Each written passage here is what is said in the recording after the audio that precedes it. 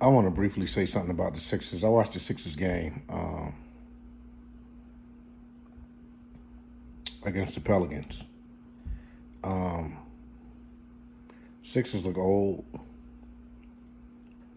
Um,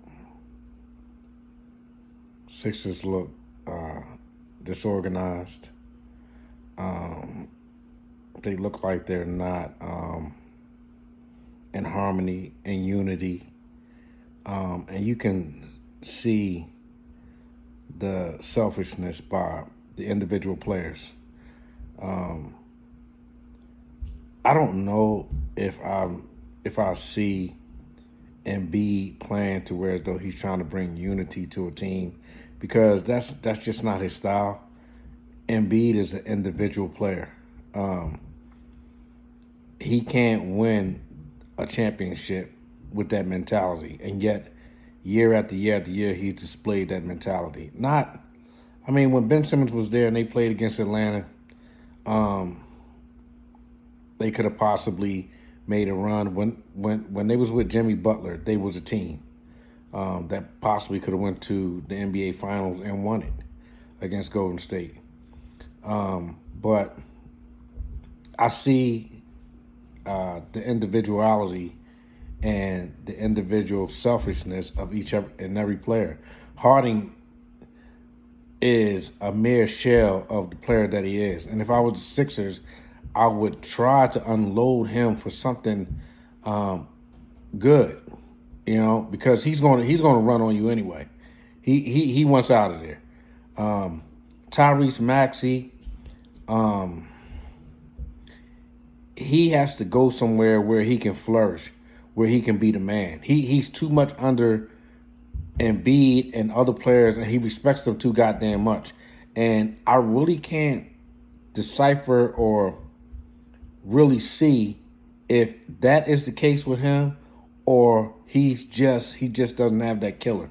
But if he has the killer and he's holding back on the killer because he has too much respect or taking over a game or whatever the case may be because of the respect for Embiid or anybody else on that team, then that's one thing. But if he just doesn't have it, then that's another.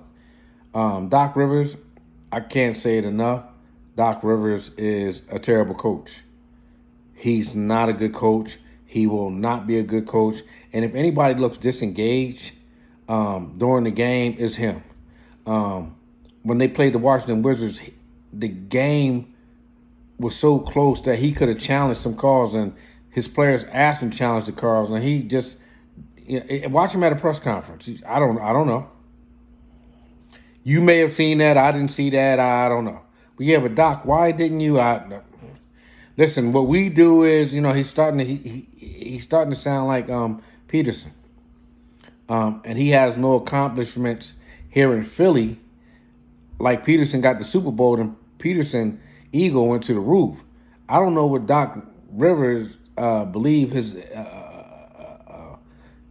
how far his ego can travel when he hasn't done nothing while he's here. And like you see all these other coaches come in the game and they just outcoach him. Like even the Jacques Vaughn, the Nets coach, he look, and he's had just as much adversity as anybody else, the Sixers or anybody else, and look what he's doing with the Nets. Look at the Boston coach, a guy who's thrown in there and filling in for the coach who took them to the finals, and look what they doing. Look at Willie Green with the Pelicans.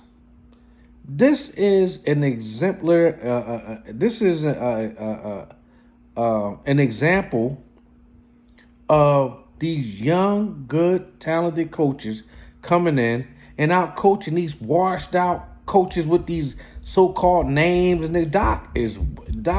Listen, the Sixers the Sixers are going to fall. Sixers are going to fall in the first round in the playoffs. That's for sure. They're not a top tier team. Right now, the ranking says they're number 8. I don't even believe that. I don't. In my heart of hearts, I don't believe the Sixers is a number 8 team in the league. And any given night, a sloppy ass team can knock the Sixers off. They are disorganized. They're disunified. They have no unity. They have no unity at all. Tobias Harris brought some sense of unity when Embiid was out and Harden was out. You put them two fucking clowns in the game, and now the shit just falls to the wayside. And that's where the Sixers are at.